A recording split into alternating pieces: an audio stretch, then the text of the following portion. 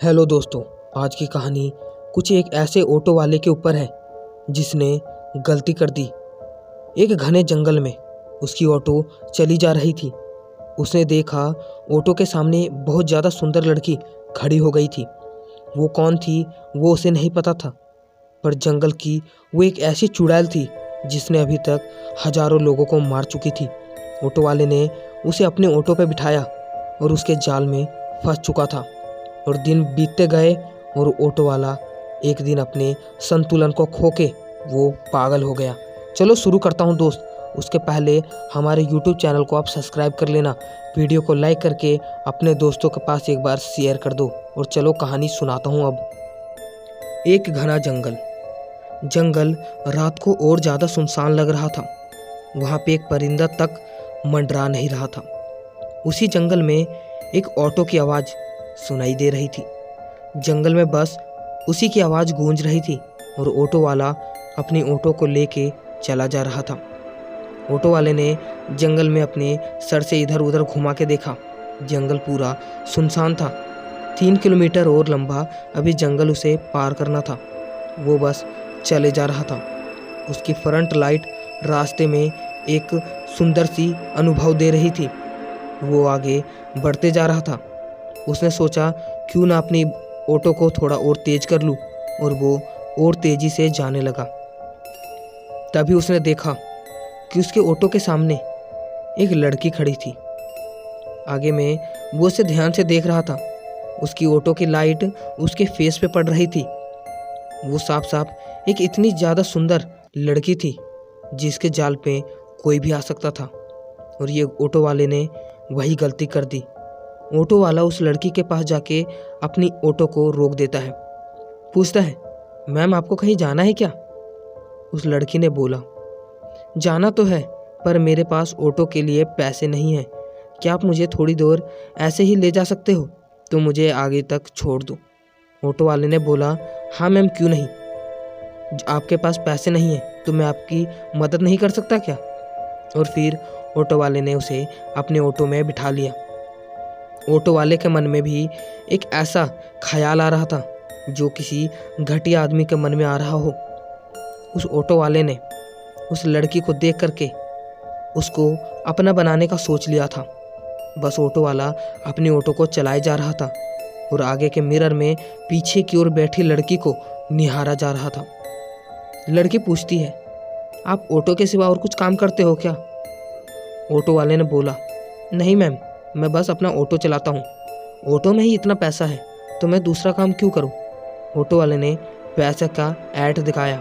उसने सोचा मैं पैसे के बारे में बताऊँगा तो हो सकता है लड़की मुझ पे फिदा हो जाए। और फिर लड़की भी इसी प्रकार ऑटो वाले को देख करके इम्प्रेस होने लगती है और अपनी हंसी से उसको फंसा रही थी।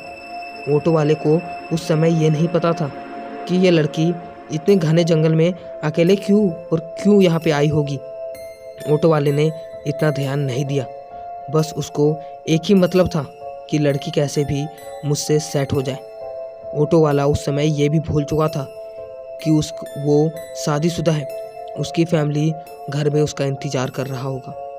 ऑटो वाला जब जंगलों से बाहर निकला तो वहीं पे उस लड़की ने गाड़ी को रोकने बोल दिया। ऑटो वाले ने अपनी ऑटो को रोका और वो लड़की उस ऑटो से उतर गई।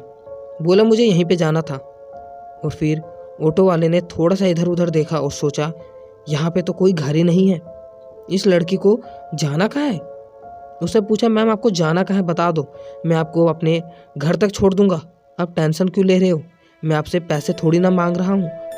पर उस लड़की ने बोला, नहीं, मैं यहीं से चली जाऊँगी। वो गली दिख रहा है, मेरा घर उस गली में है। उस ऑटो वाले ने अपनी ऑटो को स्टार्ट किया और फिर वो आगे बढ़ने लगा। मिरर से वो पीछे खड़ी लड़की को देख रहा था और लड़की उस ऑटो की ओर देख रही थी।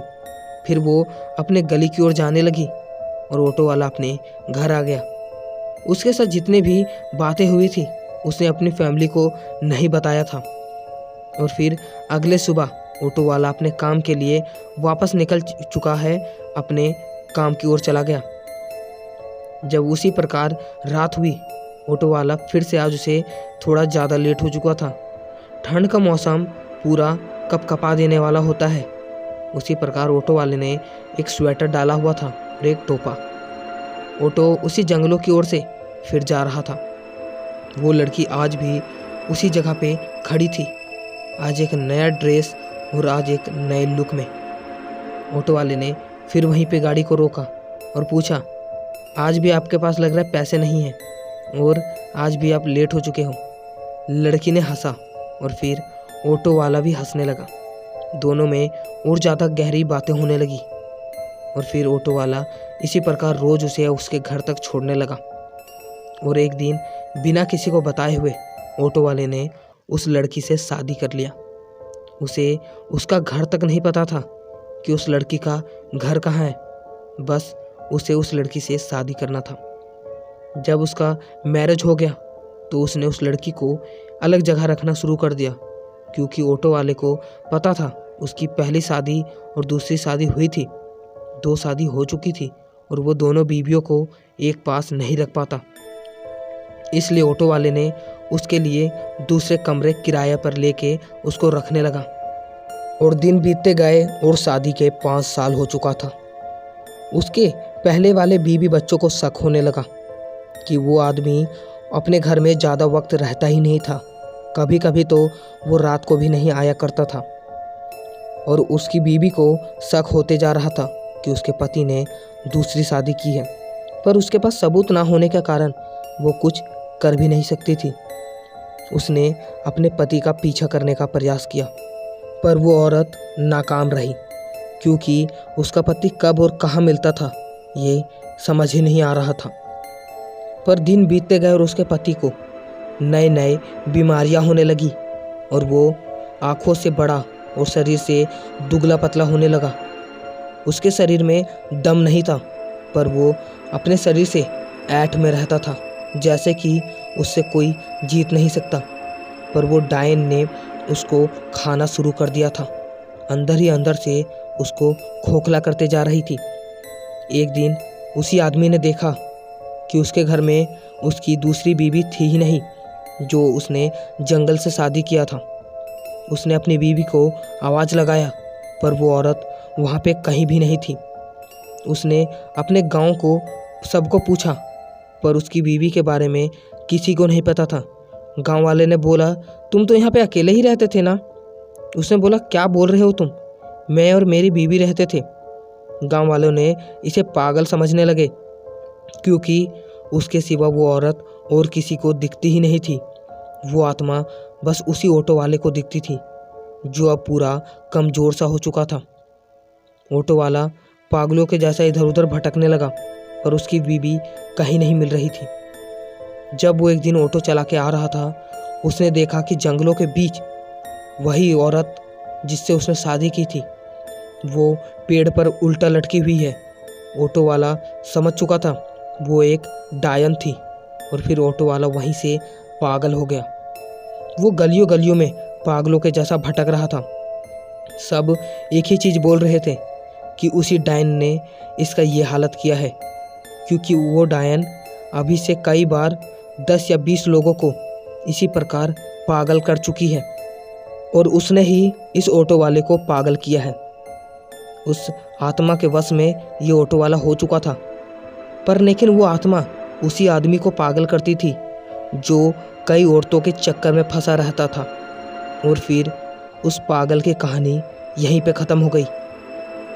होप दोस्तों आपको यह कहानी अच्छी लगी होगी।